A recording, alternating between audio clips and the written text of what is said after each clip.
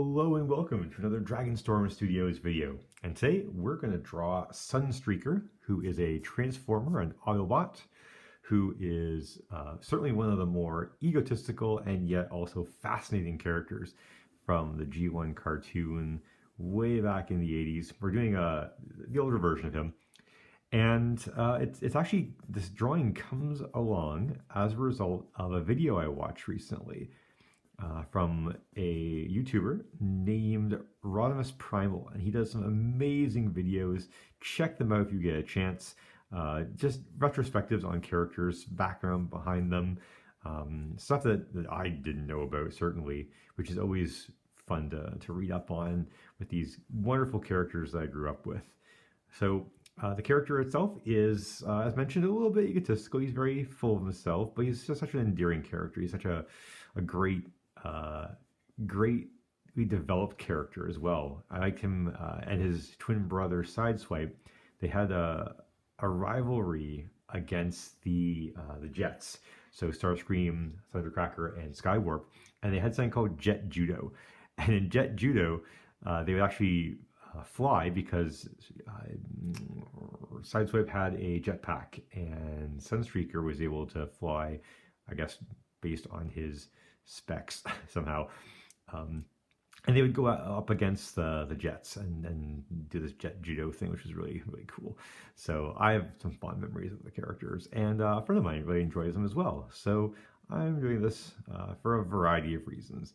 But I began this process by actually doing some sketches first, because I wanted to work out the pose for this character. So I had a couple here.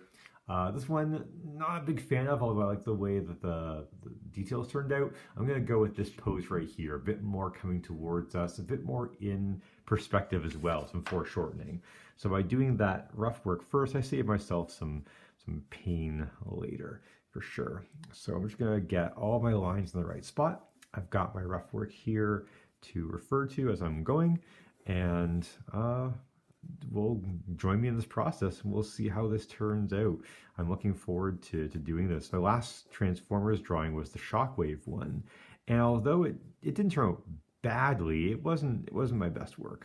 I was overall happy with it, but it definitely could have used some improvement. So I'm going to try again, because that's what we're all about here at the channel, and we'll see if we can't make Sunstreaker look pretty epic here in his attempt to go against the Conjets, and we'll see how this turns out.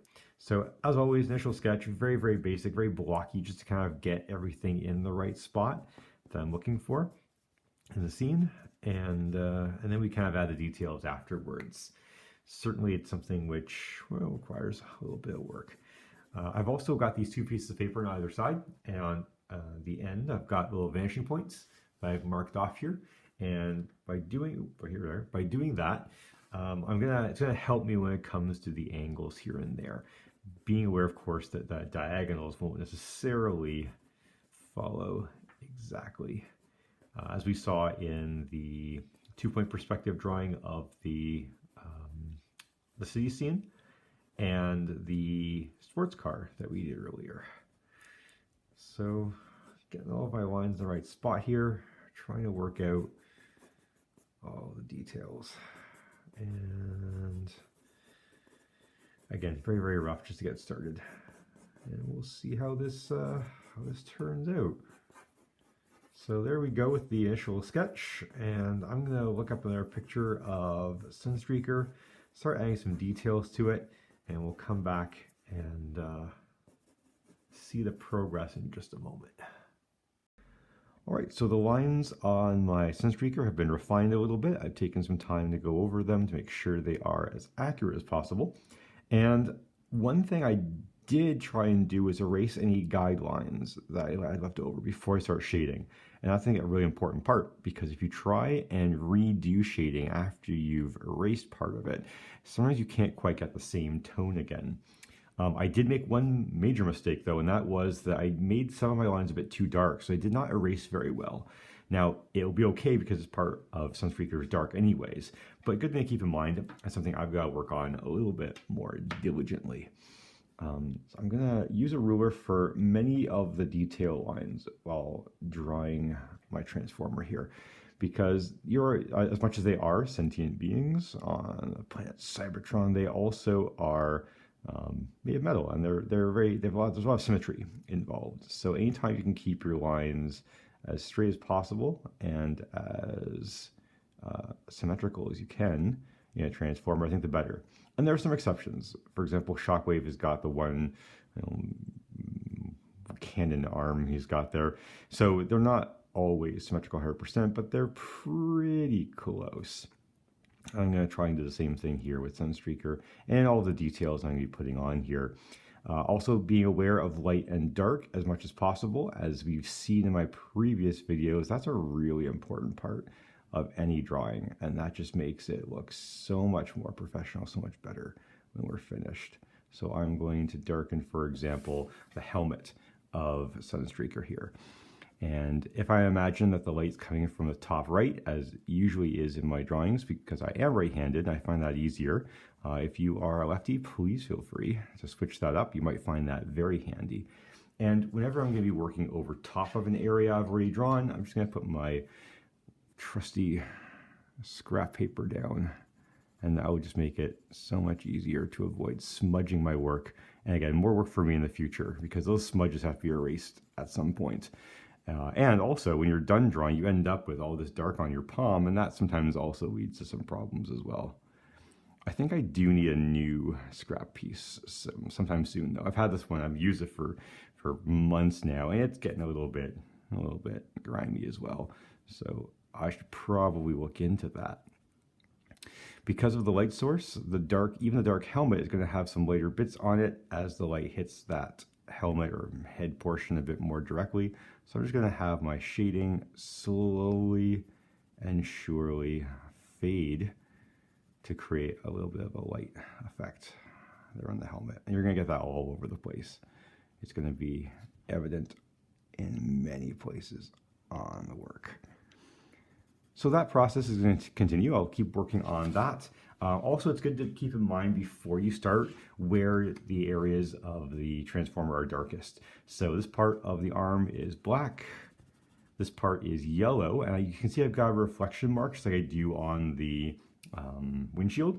And that's something which I really enjoy from the IDW comics. They really put a lot of reflections in the metal, which makes it look a bit more realistic, but more impressive looking. They did have that in the G1 cartoon, but it was much less pronounced, and I really like what IDW did, their artists have done anyways, to make them look a bit more metallic, a bit more, well, a bit more transformery. So I'm going to keep working on that for a bit. We'll come back in just a moment, and we'll see what that difference, the darkness in the picture, really does make. Okay, so I've been at it for a little while now, and I thought I'd try a little experiment. So down here you've got the initial rough sketch, very loose lines, just kind of working out the pose. When you refine those lines, things just get a little bit more interesting looking, a bit more maybe technical. And then when you add the shadows and the shading, it just makes such a big difference in the picture. Also, you'll notice that as I get closer to the transformer, so here for example, where the hand is foreshortened, you get a lot more detail. I find that the more you add, and certainly I can use ruler to help me out with this, the more little details and doodads and things going on as you get closer to it, the more interesting and mechanical it begins to look. I wouldn't go so far as to make little gear shapes and anything too complicated, because the hand is kind of rushing towards us, we're not going to be able to see a whole bunch of details. But just by adding a lot more, just little bits here and there sticking out, maybe even a couple of little side transistors and little bits here and there, it just makes it look a bit more mechanically interesting. And certainly with the shadows and shading, it doesn't make it too in your face or noticeable, but it definitely starts to come together really nicely. So I'm going to keep at it. I'm going to keep the same sort of effect with the light and dark focus, as well as the shadows and the shading all the way down the rest of the picture, and we'll see how that turns out. All right, and there's the final version. I'm hoping that you enjoyed watching that come to fruition. but most importantly, just how bad it looked early on, how rough and basic it was, and yet how it turned out in the end to look really nice, very polished and finished up. I'm going to take some time to work on a background, and at that point, it's pretty much done. Thank you so much for watching. I hope this made you a bit nostalgic for G1 and that you maybe give it a try yourself. If you have any requests, if you want to see any particular Transformers drawn or other subject matter for the channel, please let me know in the comments below. I'm very glad to read those over and always looking for new ideas. Thanks so much for watching. Have a fantastic day.